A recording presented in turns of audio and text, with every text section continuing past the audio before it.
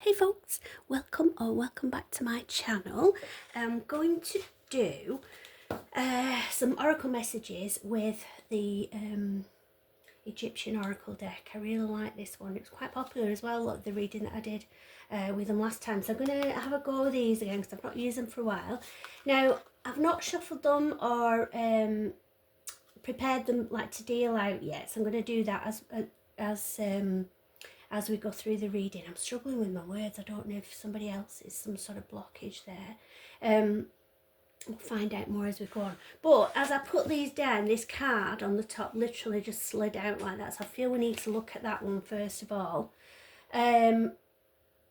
Okay, so approach the situation with playfulness, joy and humour and you will land on your feet. So somebody might need that message. There might be something going on where you're maybe taking things a bit too seriously and you need to just lighten up a little bit and have some fun with whatever's going on, and then you might find that everything works out once you start doing that.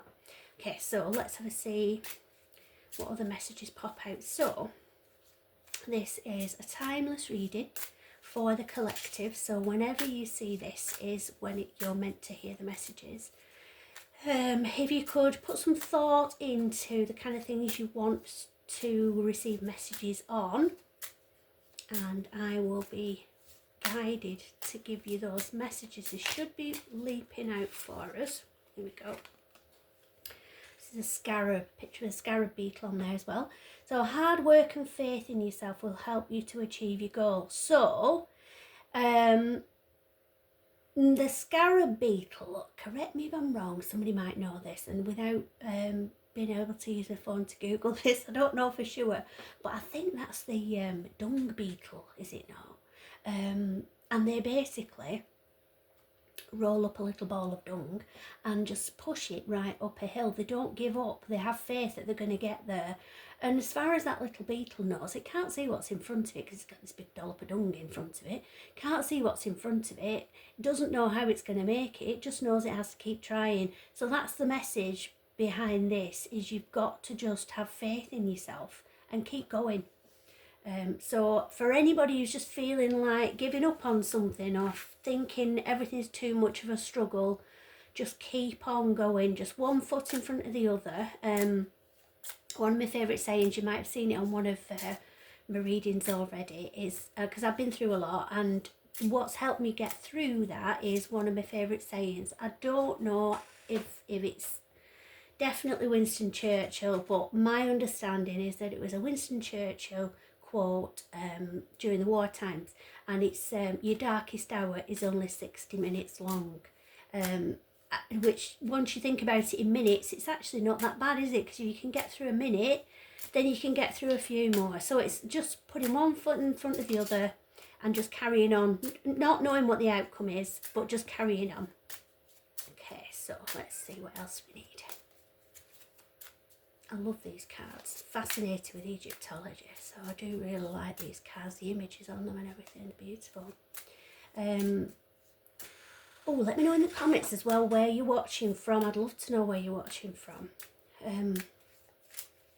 I've also got a competition as well at the moment. Just if you're watching this around the time that I'm recording it, which is the 2nd of November in 2025, I'm recording this right now. I've got a competition going at the moment for when we reach 100 subscribers, because I've only had the channel for a month now, just a month, and so I'm trying to attract more people to be able to give these messages to, because we need more energy in the group to be able to get more out, if that makes sense. So once we've got 100 subscribers, I'm going to be doing a draw for a free reading with me. So to do that, you need to, the details are on a post if you want to just double check on that, but you need to like and subscribe the channel, and then you need to comment on the videos. So you could just even put a love heart, but I would love you to comment, especially on this one, where you're from. I have been to Egypt, and I went to the Cairo Museum, and I would love to go back. It was part of like a mini cruise. It gone over from Cyprus, and the cruise trip was Israel, and Egypt. And Egypt was just fascinating. It was everything I hoped it would be. It was just mystical. It was just, oh, I loved it. But because we were rushing round, there was a lady with a little star on a stick, and we had to follow around the museum and everything. So although we saw things like the mummies and all that kind of thing, we didn't actually see them very much, and I couldn't sort of read the little, you know, the plaques on anything. So I just felt like I'd been robbed a bit of the experience. I'd love to go back again. So this is Ibis. The presence of others will give solace and strength in difficult moments. Okay, so look to others, look to your community for help and guidance. Don't struggle through with things on your own. Ask for help and lean on those around you, because you know you're the person that they would do it with if they were in that same situation, if that makes sense. You're always there for the people, but now it's your time. You need that help and support as well, so you ask for it and you lean on others, because they're just waiting for that moment to be able to help you, because you've given so much to them and helped them in so many ways. So don't be afraid to do that. Just reach out to those around you and those that love you. Okay, right, what else do we need to know for the collective?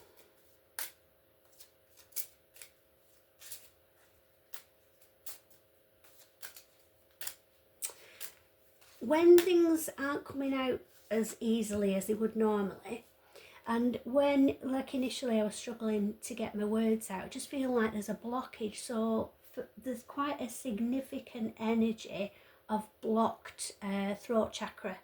So somebody's struggling to get the point across. I feel it could be people who resonate with this energy.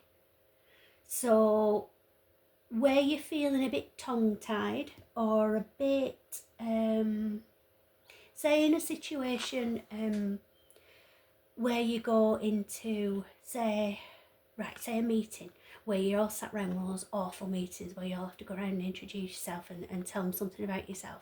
Now, if you're anything like me, I can't hear anything that anybody else says, because I'm just so worried about me having to say my bit, and what do I say about me, and what if I make a fool of myself, all that kind of a thing.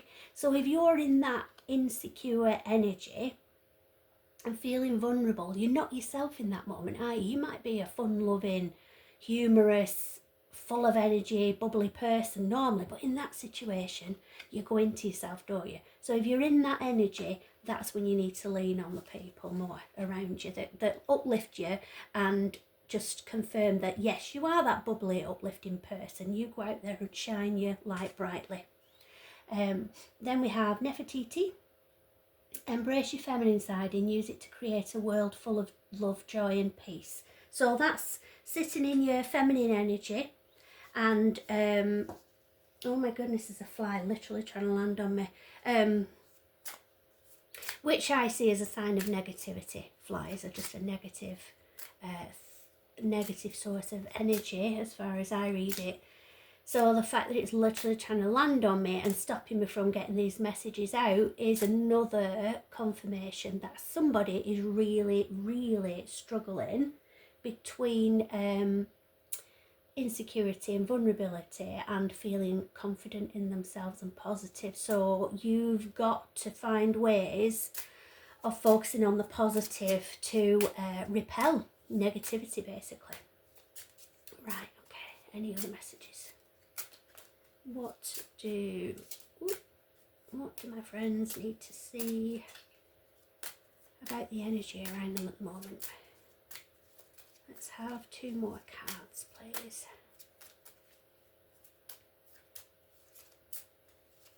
Yeah, it's definitely a real struggle for you. Even though you're hearing me say these things, you're not quite believing it about yourself. So you do need to really focus on that. It's really holding you back. I really get a strong sense of that. Okay, come on, let's have 2 cards. Come on, Spirit, show me what my friends need to say. Right, I'm gonna cut it instead. Right, Isis. Awaken and activate the sacred power of restorative magic. Okay, so that, well, it's starting to form a bit of a story rather than individual messages here, isn't it? Awaken and activate the sacred power of restorative magic is like restoring you to the, getting back to you and who you are is the message there. So you're needing to find ways to do that, to get back into yourself and feel secure about yourself. There we go. Right, okay. Pharaoh.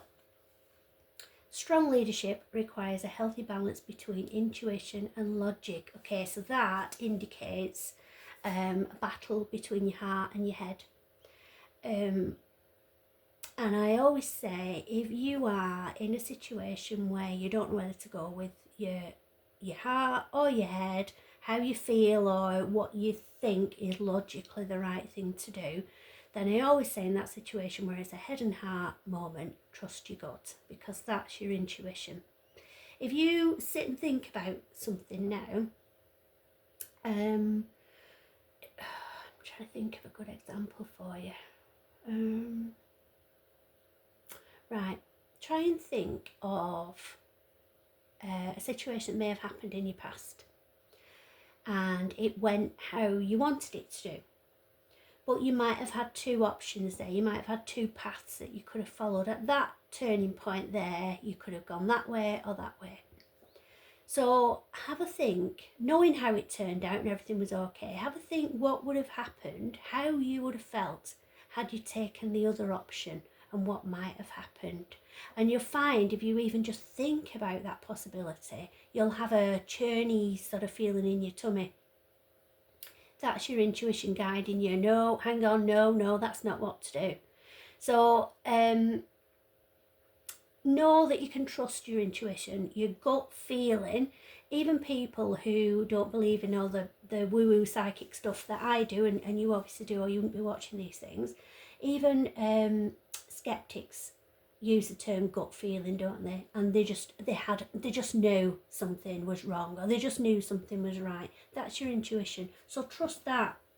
You can't think, all right, okay, I feel like this, I'm just gonna do it, or I know if I do this, this and this and this. You can't overthink everything, and you can't be overwhelmed by your emotions either when you've got an important decision to make. So try and lift yourself up out of the detailed view, the tiny view right up in front of your face. Try and lift yourself up out of that, see the bigger picture, and give yourself the possible outcomes, the possible scenarios, the paths that you could take, and just even meditating on those, just thinking about, okay, if I do this, how will that make me feel? And you'll feel it in your gut whether it's right or not. And by doing that for each of the options, the right way forward will show up. You'll feel okay. It's just an inner knowing, and it's trusting your inner knowing rather than just shrugging it off and thinking, oh yeah, well maybe I'm just hungry or something like that. You'll know the difference. It's the same when I do pick a card readings. When I say to you, close your eyes, take a deep breath, and choose the card that you're drawn to when you open your eyes back up again. That's your intuition guiding you to the message that you need to see. So it's learning to trust yourself, learning to trust your intuition, having faith in yourself. So knowing that you can trust your intuition and that it won't let you down.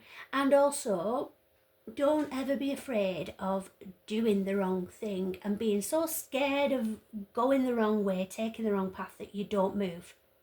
There is no wrong way. I always say as well, if there's two options, two ways you could go on something, either way is right for you. It just means your lessons will be different. And it just means that you might go a little bit further down this path than you would do that one. But either way, you're going to end up where you're meant to be. So don't be scared of choosing a path. But if you want to take the path that's going to give you the lessons that are going to help you to ascend and reach your destination quicker, then trust your intuition. Okay, so I hope that helps. Please subscribe and comment. I would, like I said, I would love to know where you're from, where you're watching from, because YouTube, apparently there's different levels. It's all new to me, this, but apparently there's different levels, and when you're at a certain level, it lets you know, obviously how many people are subscribing, how many people are watching, and then it also says there's a little breakdown of where people are watching from, but it's not fully opened up that level for me. So it's a bit like Mario Kart if you're my sort of age. So I'm not up to that level yet. I'm still jumping around on mushrooms. Oh gosh, if you know, I mean, honestly, I'm saying this, and I bet there's a lot of people that, what's she talking about? It sounds like she's on mushrooms.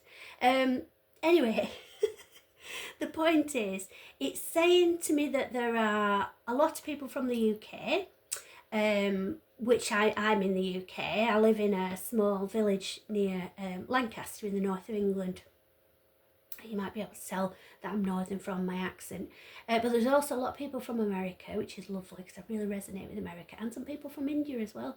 But it's not giving me all of the information, so I'd love to know where you're watching from. I'm fascinated by it all, and especially if you're watching from Egypt, that would be amazing. Maybe you could just clarify for me if you are, or if you know anything about this, whether the scarab beetle is indeed the dung beetle.